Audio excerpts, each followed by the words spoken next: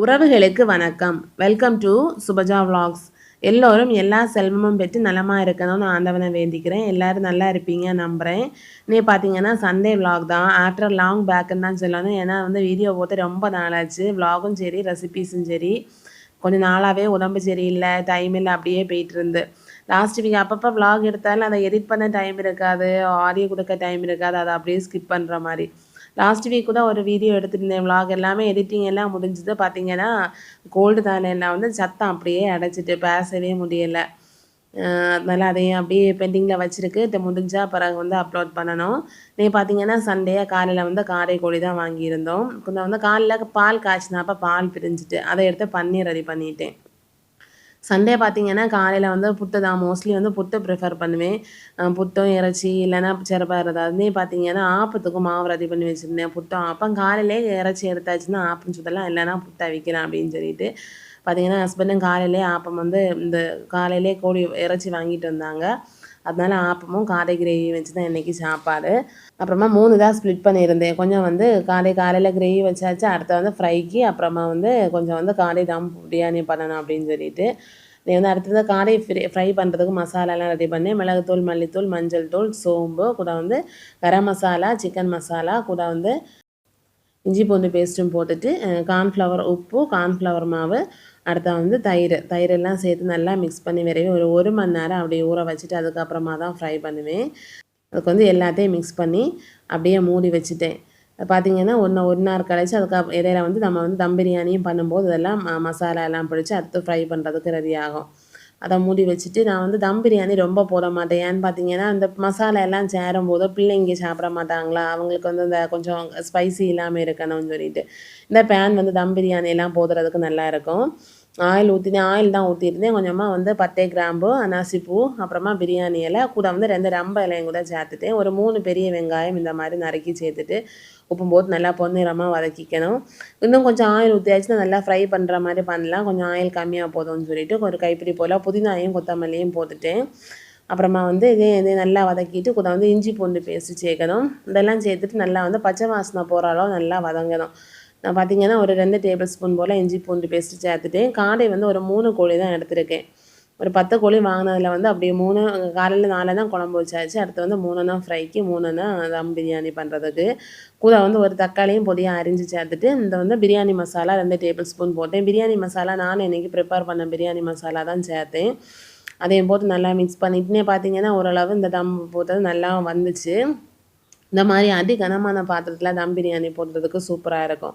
Heat நல்லா நின்று வேகும் பார்த்தீங்களா, நம்ம சிம்மில் வச்சாலும் அப்படின்னு சொல்லிட்டு அப்புறமா காடை கோழியையும் சேர்த்து நல்லா மிக்ஸ் பண்ணிவிட்டு இதில் தேவையான அளவு உப்பும் போட்டுக்கலாம். இதில் கொஞ்சமாக தயிர் ஊற்றணும். இதை சிக்கன் எல்லாம் வேக வைக்கும்போது அதிகமாக தண்ணி ஊற்றணும்னு தேவையில்லை. அதுலேருந்தே தண்ணி வந்த மாதிரி தான் இருக்கும். ஒரு 1/4 கப்பும் கொஞ்சம் குறவான மாதிரி கொஞ்சமாக தான் தயிர் சேர்த்துருந்தேன். ஒரு 2 கப் அரிசி தான் பிரியாணி பண்ணேன். தயிரையும் சேர்த்துட்டு கொஞ்சம் நல்லா மிக்ஸ் பண்ணி விட்டுட்டு ஒரு 1/2 கப்பு போல் தண்ணி சேர்த்தேன். பார்த்தீங்கன்னா அந்த முதல்ல தண்ணி ஊற்றுறதுக்கு முன்னாடியே சிக்கனை எல்லாம் போட்டு நல்லா மசாலா எல்லாம் நல்லா பிரட்டி எடுத்தாச்சுன்னா நம்ம மேரினேட் பண்ண வைக்கிற மாதிரி நல்லாயிருக்கும். நான் சிக்கனை ரொம்ப எல்லாம் மேரினேட் பண்ண வைக்க மாட்டேன், உடனே பண்ணுற மாதிரி இருக்கும். ஸோ இதை மாதிரி முதல்ல மசாலா எல்லாம் போட்டு நல்லா மிக்ஸ் பண்ணி விட்டுருவேன் கொஞ்சம் நேரம்.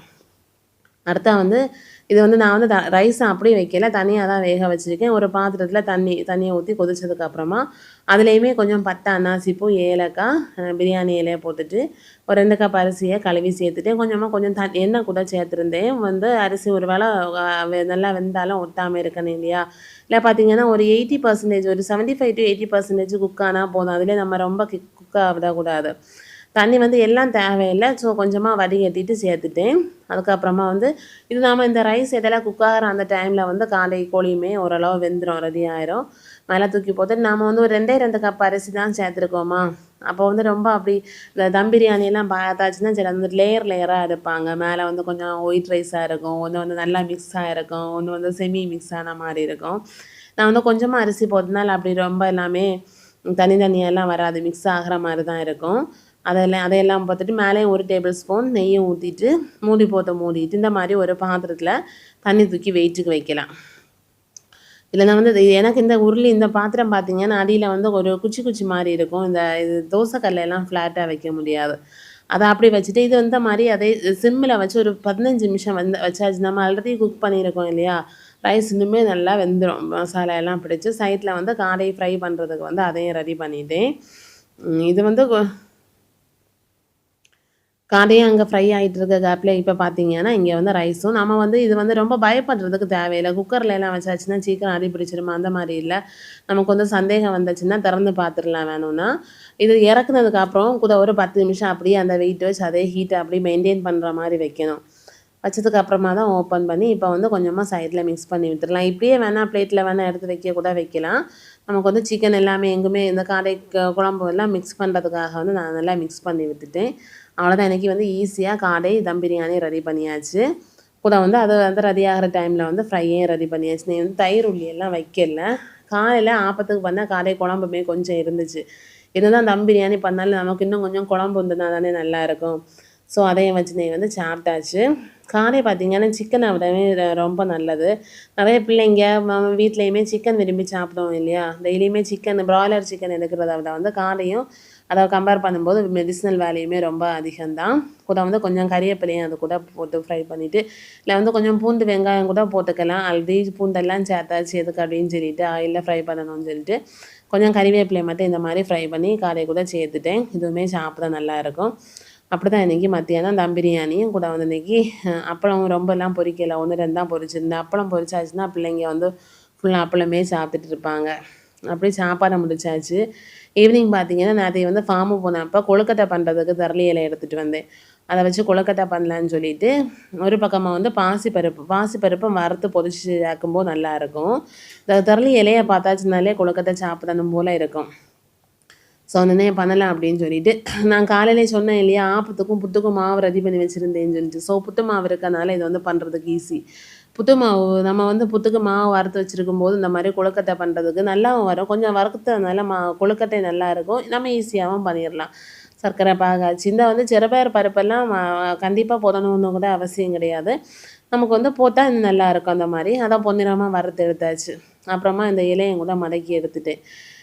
மடக்கி இந்த மாதிரி குச்சி வச்சு குத்திட்டு அந்த கேப்பில் வந்து சர்க்கரை பாகுமே ரெடி ஆயிரும். இதை வந்து சிறுபயறு பருப்பு வந்து ஆறுனதுக்கப்புறமா மிக்ஸி ஜாரில் சேர்த்துட்டு இது வந்து பொரிக்கும்போதே கூட ஒரு 4-5 ஏலக்காயும் போட்டு பொரிச்சோன்னா ஏலக்காய் பொரிக்கிற வேலை மிச்சம். ஸோ அதையுமே போட்டு பொரிச்சாச்சு. பொரிச்சிட்டு அரிசி மாவு பார்த்திங்கன்னா 1/2 கிலோ அரிசி போல் தான் நேற்றுக்கு பொரிச்சு வச்சுருந்தேன். இன்றைக்கி காப்பிக்கு அந்த அரிசி மாவை தான் அப்படியே எடுத்துருந்தேன். அதை வந்து நேற்றுக்கு வறுத்து தான் வச்சுருந்தேன். இதுக்கு கூட வந்து நம்ம வந்து சிறுபயறு பொரிச்சோம் இல்லையா, அதுவும் தேங்காயும் அப்புறமா வந்து சர்க்கரை பாகு ஒரு 2 உருண்டை சர்க்கரை போல் போட்டு தான் பாகு ரெடி பண்ணி அதையும் மிக்ஸ் பண்ணியாச்சு. பார்த்திங்கன்னா இந்த சர்க்கரை பாகு அப்படி ஒரு 1/4 கப்பு டு 1/2 கப்புக்குள்ளாடி தான் தண்ணி ஊற்றி தான் பாகு ரெடி பண்ணேன். அதிகமாக இதுக்கு மேலே வந்து தண்ணி ஊற்றணும் தேவையில்லை. எல்லாமே கரெக்டாக இருந்துச்சு. இப்போ பார்த்திங்கன்னா இந்த மாவு விரம்பும் போதே நம்ம வந்து தேங்காய் துருவி சேர்த்துருந்தேன். கூட கொஞ்சம் வந்து நெய்யில் வதக்கி தேங்காய் இந்த குட்டி குட்டியாக தேங்காய் அரிஞ்சு நெய்யில் வதக்கி சேர்த்தோம்னா இன்னும் சூப்பராக இருக்கும். இந்த மாதிரி பாயசம் அப்புறமா இந்த பொங்கலுக்கு எல்லாமே எனக்கு இந்த மாதிரி பண்ணுறது ரொம்ப பிடிக்கும். அதனால வந்து கொஞ்சம் நெய்யில் வந்து தேங்காய் இந்த மாதிரி குட்டியாக வதக்கி அதுவும் சேர்த்தாச்சு பொன்னிறமானதும். சேர்த்து திரும்ப எல்லாம் மிக்ஸ் பண்ணிவிட்டு நெய் சேர்க்கும்போது கொஞ்சம் ஹீட்டாக இருக்கும். அதனால கரண்டி வச்சு மிக்ஸ் பண்ணிவிட்டு கொஞ்சம் ஆறுனதுக்கப்புறமா நம்ம மடக்கி வச்சுருப்போம் இல்லையா, அந்த இலையில் வந்து எடுத்து வச்சாச்சுன்னா தரளி கொழுக்கட்டை ரெடி ஆயிரும். சைட்டில் வந்து இட்லி பாத்திரத்தில் வந்து தண்ணியுமே சூடு பண்ண வச்சாச்சு. அதை கொதிக்கிற கேப்பில் வந்து இதை வந்து இலையிலையெல்லாம் எடுத்து வச்சுட்டு மூடியில் வச்சுட்டேன். இன்னைக்கு வந்து ஈவினிங் ஸ்நாக்ஸுக்கு இதுதான். இதை வந்து கொழுக்கட்டை கொஞ்சம் ஸ்வீட்டு தான். மற்றபடி வந்து கொஞ்சம் நமக்கு ஃப்ரை பண்ணுறத விடாமல் கொஞ்சம் ஹெல்த்தியாக இருக்கும். ஆவியில் வச்சு அவிக்கிறது அப்படின்னு சொல்லிட்டு எனக்கும் ரொம்ப பிடிக்கும். பிள்ளைங்களுமே கோன் ஸ்வீட் அப்படின்னு சொல்லிட்டு சாப்பிடுவாங்க. கோன் கொழுக்கட்டை அப்படின்னு சொல்லிட்டு அதை வச்சுட்டேன். ஒரு கொஞ்சம் நேரம் இருக்கணும். ஒரு 1/2 மணி நேரமாக நான் வச்சுருப்பேன். கொஞ்சம் ஹை ஃப்ளேமில் வச்சு 20 நிமிஷம் ஹை ஃப்ளேமில் வச்சுட்டு ஒரு 10 நிமிஷம் போல் சிம்மில் வச்சுப்பேன். எடுத்த உடனே வந்து சிலது வேகாத மாதிரி இருக்கும். கொஞ்சம் நேரம் இருந்தாச்சுன்னா அதுக்கு வந்து அது சரியாயிடும். அப்படி வந்து கூட வந்து காஃபியும் போட்டுட்டு இன்றைக்கி வந்து இதுதான் வந்து இன்னைக்கு ஈவினிங் ஸ்நாக்ஸ். சாயங்காலம் பார்த்திங்கன்னா உங்களுக்கு தெரியும் டெய்லியுமே வயலுக்கு போகிற வேலை இருக்கும். இப்போல்லாம் பார்த்திங்கன்னா திரும்ப தண்ணி அடிக்கிறதுக்கெல்லாம் ஆரம்பிச்சாச்சு. நீ வந்து நேற்று தண்ணி அடிக்கலை. சாயங்காலம் கொஞ்சம் வேலை ஃபார்முக்கு போயிட்டு வர லேட் ஆச்சா, அதனால் காலையில் வந்து ஹஸ்பண்ட் தண்ணி அடிச்சிட்டாங்க. அதுக்கப்புறமா வந்து வயலில் கொஞ்சம் நேரம் சுற்றி பார்த்துட்டு ஒரு பூசணிக்காய் கொஞ்ச நாள் முன்னாடி பார்த்திங்கன்னா வள்ளி வந்து தெரியாமல் வெட்டு பார்த்துட்டு இந்த களை செடியெல்லாம் வெட்டும்போது மாமனார் தான் தெரியாமல் வெட்டிட்டார். அந்த பூசணிக்காய் அப்படியே விற்றுருந்தேன். கொஞ்ச நாள் ஆகட்டும், எடுக்கலாம், பழுக்குதா பார்ப்போம்னு சொல்லிட்டு. இப்போ பார்த்திங்கன்னா ஓரளவு நல்லா வந்திருக்கு. அது வந்து பெருசாகலை, ஆனால் வந்து கொஞ்சம் விளைஞ்சா மாதிரி இருந்துச்சு. அதையும் பறிச்சாச்சு. பறிச்சுட்டு வந்து வீட்டுக்கு கிளம்பியாச்சு. நைட்டு பார்த்தீங்கன்னா, காலையில உள்ள பிரியாணியும் கொஞ்சம் இருந்துச்சு. ஆப்ப மாவு இருந்துச்சு. அத வச்சு மேனேஜ் பண்ணலான்னு சொல்லிட்டு. அவ்வளோதான் நேத்தைக்குள்ள சண்டே விலாகு. பிடிச்சிருந்தா லைக் பண்ணுங்க. தேங்க்ஸ் ஃபார் வாட்சிங்.